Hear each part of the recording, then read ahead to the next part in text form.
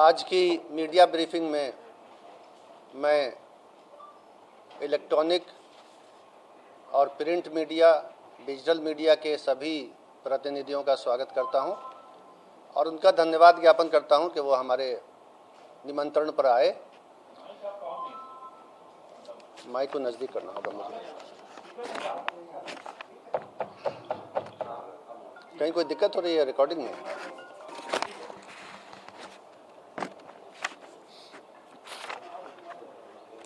आज की media briefing में मैं प्रिंट मीडिया, इलेक्ट्रॉनिक मीडिया और डिजिटल मीडिया के सभी प्रतिनिधियों का स्वागत करता हूं और उनका धन्यवाद ज्ञापन करता हूं कि आप इस ब्रीफिंग के लिए समय निकाल कर आए।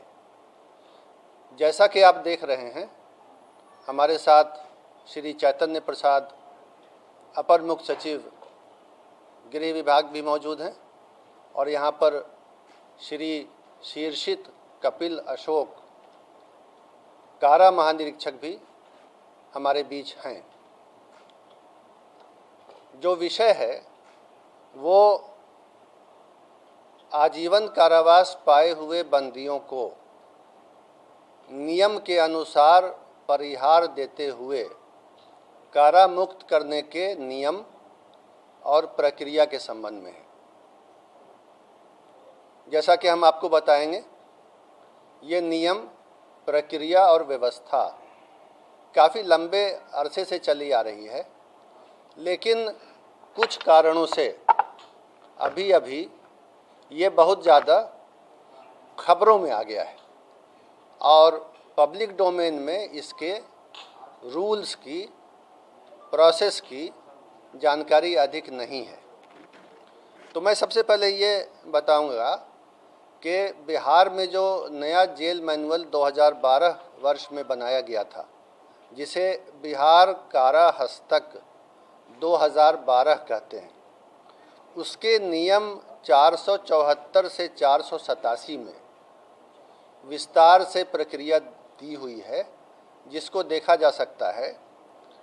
उस प्रक्रिया में ये लिखा हुआ है कि जो लोग आजीवन कारावास की सज़ा पा करके जेल में दाखिल हुए, उनको कितने दिनों के बाद कारामुक्त किया जाएगा और किस तरीके से किया जाएगा।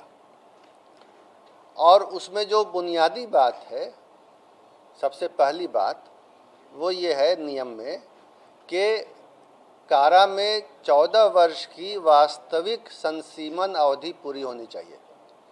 यानी कैलेंडर से गिन करके दिन, महीने और साल 14 बरस तो अवश्य, कम से कम 14 वर्ष जेल के अंदर बिताए हों और जेल में अच्छे चाल चलन के लिए, गुड कंडक्ट के लिए परिहार यानी रेमिशन देने का नियम कारा हस्तक में है।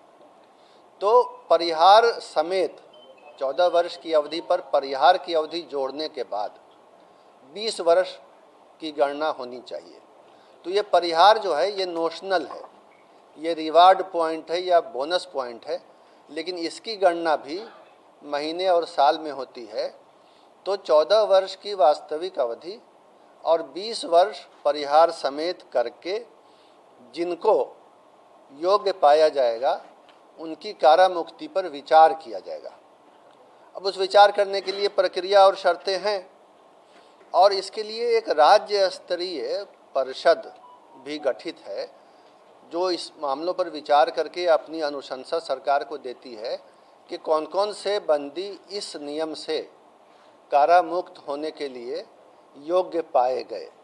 उस परिषद का नाम राज्य दंडादेश परिहार परिषद है और ये सरकार के आदेश से विधिवत रूप से गठित है। इसके अध्यक्ष अपर मुख्य सचिव गृह विभाग होते हैं और कई अधिकारी इसके सदस्य होते हैं और उन अधिकारियों में 2 न्यायिक सदस्य भी हैं, जुडिशियल मेंबर, जो डिस्ट्रिक्ट जुडिशियरी के बहुत सीनियर अधिकारी होते हैं। सामान्यतः अभी की व्यवस्था में डिस्ट्रिक्ट जज जो पटना के हैं और बिहार सरकार के विधि सचिव जो खुद भी डिस्ट्रिक्ट जज होते हैं, ये इसके मेंबर हैं। तो कहने का मतलब ये है कि ये परिषद जो है कानूनी दृष्टिकोण से बारीकी से विचार करके, अपना माइंड अप्लाई करके, जिसमें जुडिशियल माइंड भी होता है, 2 विद्वान जजों का भी उसमें विचारण और मंतव्य शामिल होता है, उसके बाद ही कारा मुक्त करने का प्रस्ताव गठित करती है, जिस पर सरकार का आदेश लिया जाता है।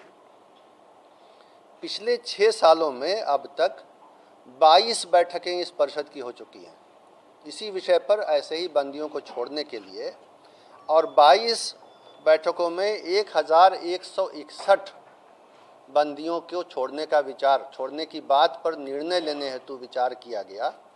उसमें ज़िले के एसपी से, प्रोबेशन ऑफिसर से और ट्रायल कोर्ट के जज से भी रिपोर्ट मंगाई जाती है। कुछ रिपोर्टें कारा मुक्ति के फेवर में होती हैं, कुछ कारा मुक्ति के फेवर में नहीं होती हैं रिपोर्टें। तो अब तक जो पिछले 6 सालों में 22 बैठकों में 1161 बंदियों की रिहाई के लिए विचार हुआ है, उसमें से जो उपयुक्त फिट पाए गए हैं, रिहाई के लिए फिट पाए गए हैं, ऐसे 698 बंदियों को समय समय पर आदेश निकाल के सरकार ने छोड़ा है और वो अब समाज में एक नई जिंदगी बिता रहे हैं।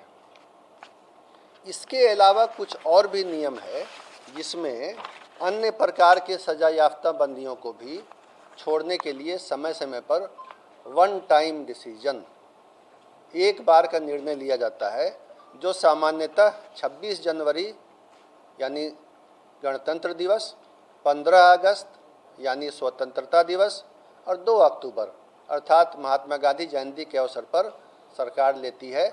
इस बारे में अक्सर भारत सरकार से भी राज्य सरकार को परामर्श यानी एडवाइजरी लेटर प्राप्त होता है। राज्य सरकार उसके आलोक में बंदियों को छोड़ने के लिए शर्तें तय करती है और उनको भी छोड़ा जाता है। अब तक 104 ऐसे बंदियों को विशेष अवसर पर, जो 3 अवसर मैंने आपको बताए, उन अवसर पर कारामुक्त किया गया है, सज़ा में छूट दे करके कारामुक्त किया गया है। और एक बार और ये काम होना है, जिसका आदेश संकल्प संख्या 2644 दिनांक 10 अप्रैल 2023 से के माध्यम से गृह विभाग ने निर्गत किया है और उसके अंतर्गत बंदियों की पहचान की जा रही है कि एक बारगी उपाय के तहत 10 वर्ष तक की सज़ा पाए हुए, ये आजीवन कारावास नहीं है, 10 वर्ष या उससे कम की सज़ा पाए हुए बंदी जो प्रथम बार अपराध कारित किए हों, इसके पहले दूसरा कोई अपराध नहीं किए हों, और जिन्होंने कारावास की अवधि के दौरान लगातार अच्छा आचरण बनाए रखा है, उनको प्राप्त सज़ा की अवधि की आधी सज़ा पूरी कर ली तो उसको समय पूर्व छोड़ने के लिए सरकार निर्णय लेगी। ये पहचान, ये प्रक्रिया चल रही है। ये सारी प्रक्रियाएं जो हैं, जो मैंने 2 तरह की प्रक्रिया आपको बताई, परिहार परिषद जो राज्य दंडादेश परिहार परिषद है उसके द्वारा जो आजीवन कारावास वाले बंदियों को छोड़ा जाता है, और अन्य अवसरों पर अन्य प्रकार के बंदियों को, ये सब चलता रहता है, सामान्य प्रक्रिया है। और इस प्रक्रिया को विभिन्न न्यायालयों ने अपहोल्ड किया है, स्वीकृत किया है, और ये एक अच्छी परिपाटी है जिसको राज्य सरकार फॉलो करती है। तो उसके आलोक में अभी जो आदेश निर्गत हुआ है और जो उसमें ये सारे नियम फॉलो किए गए हैं, उसमें किसी के लिए कोई अवधि के बारे में या नियम के बारे में या डीएम और एसपी या ट्रायल जज की रिपोर्ट लेने के बारे में कोई भी किसी के साथ छूट नहीं दी गई है। जिसके बारे में अनुशंसाएं आई, ज़िले के एसपी ने किया, जिसके बारे में डिस्ट्रिक्ट जज या जो ट्रायल जज थे उन्होंने अनुशंसा भेजी कि हाँ छोड़ सकते हैं। एसपी की रिपोर्ट आई, प्रोबेशन ऑफिसर की आई, फिर ये कमेटी बैठी, तब हुआ है।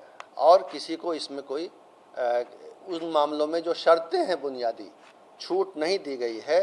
एक बंदी जो राजनीतिक बंदी हैं, श्री आनंद मोहन का नाम आ रहा है, मीडिया में भी आ रहा है, उनका भी केस अलग कुछ नहीं था। वो उनको भी जो है, उनकी तो 14 वर्ष नहीं 15 वर्ष 9 माह 25 दिन की वास्तविक अवधि पूरी हो चुकी है। 14 वर्ष के बदले 15 वर्ष 9 माह 25 दिन और परिहार सहित अगर जोड़ें तो 22 वर्ष 13 दिन की सज़ा पूरी हुई है।